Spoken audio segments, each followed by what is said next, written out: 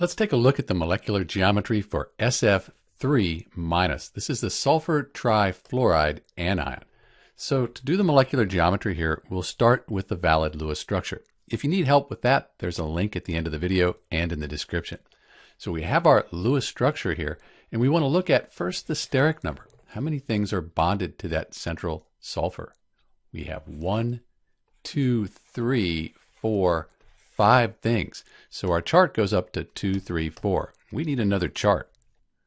That's better. So we have 5 things. Our steric number, that's 5. And we have the 1, 2 lone pairs on the central atom. So we go over 1, 2 lone pairs. And we end up with a T-shaped molecular geometry for this SF3- ion. Let's take a look at this in 3 dimensions. Remember, we have 3 atoms single bonded and 2 lone pairs of electrons.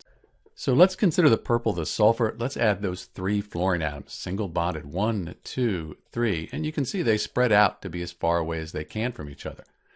Next, we need to add those 2 lone pairs. Lone pairs, they have space, they occupy space.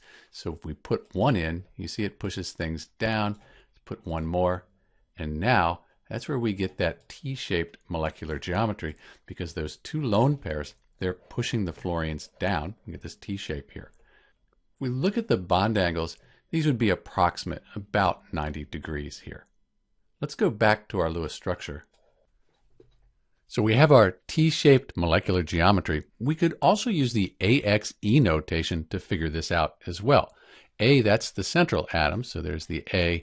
X, the number of atoms bonded to that central atom, 1, 2, 3.